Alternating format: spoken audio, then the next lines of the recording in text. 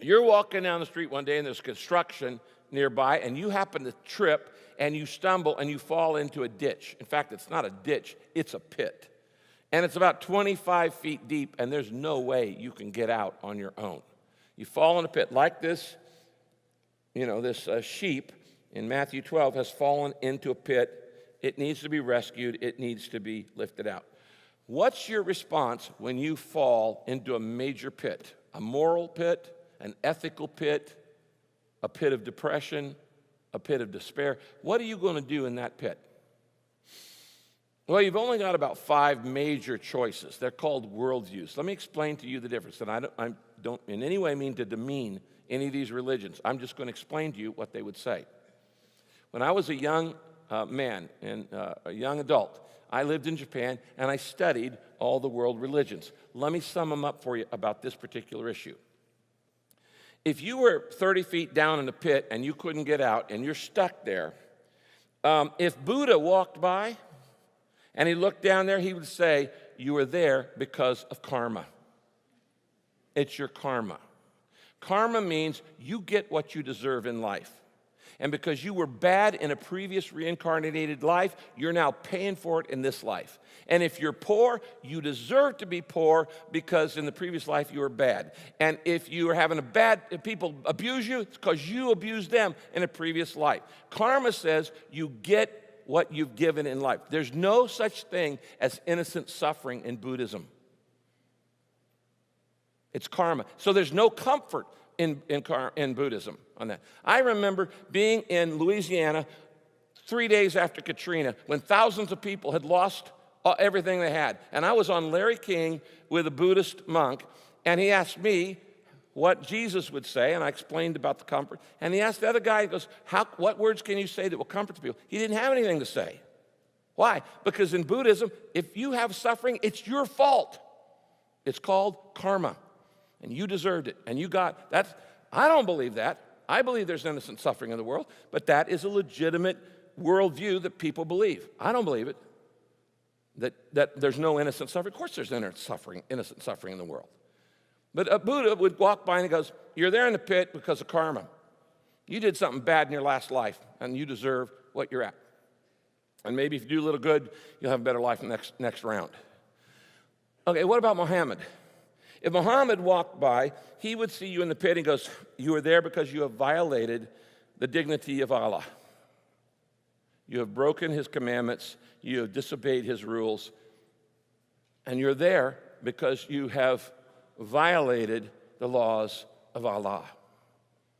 Okay? I'm not putting this down, I'm just saying that's a Muslim view of life. If you're walking by, if you're in the pit and a Hindu guru comes by, the Hindu guru says, the pit you're in is an illusion. I'm not making this up. This is an illusion because we believe all pain is an illusion. I don't believe that, but a lot of people do. It's all an illusion. It's all in your mind. You're not really in a pit. Maybe the pit is in you. And so, really, it's an illusion. So you should not really be in pain because if you can just get to a certain state, you won't feel the pain because you won't think you're in the pit anymore.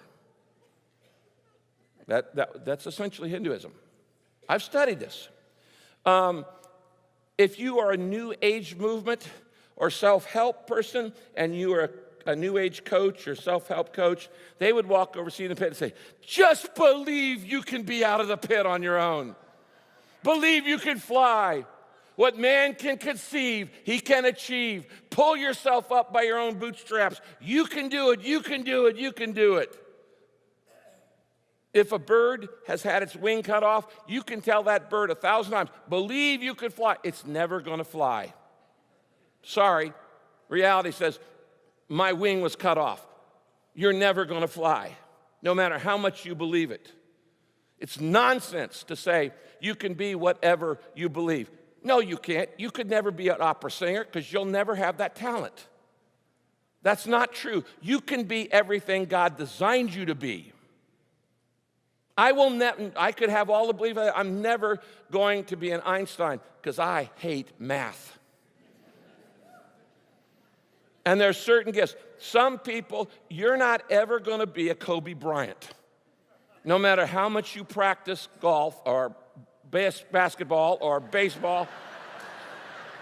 I think Kobe probably plays more golf now than anything. But the bottom line is this whole idea of, oh yeah, just believe enough and you'll just come out of the pit. You're not coming out of the pit, just believing. That's Pollyanna optimism, which has no basis in reality. I believe in positive thinking. It's far better than negative thinking. But it only works on stuff you can control. All the positive thinking in the world will not change stuff you can't control. And most of the world is out of your control. So, you're down there in the pit. Buddha says you're karma. Muhammad says you violated the laws of Allah. And the Hindu says it's not really a pit. Okay, you're just, it's an illusion in your mind. All pain is an illusion in your mind. And the New Age says, you're a god. You're not a god, come on. You're not even a mini-me god. If you were a god, why are there so many problems in the world? Why haven't you solved, you can't even solve your own problems, much less the world's problems. You're not God. That is not any new age. That's the old lie. It's the oldest lie known to man. It's the first lie Satan told Adam and Eve when he said, eat this fruit and you'll be a god. That's the oldest lie in the book. You're a god. You're not a god. Well, the divine is in you. No, Christ could be in you, but you're not God on your own. So all these people say, you know, it's karma, it's this, it's this. Jesus comes by, and here's what he says. Can I give you a handout? He doesn't make an excuse. Can I help you out? That's called being a savior. He doesn't excuse it. He doesn't judge it. Jesus said, I didn't come to judge the world, I came to save it. Can I give you a handout? That's the Savior I serve. And that's the Savior that 2.3 billion people in the world serve. Can I give you a handout? That's the salvation that God offers. And he says,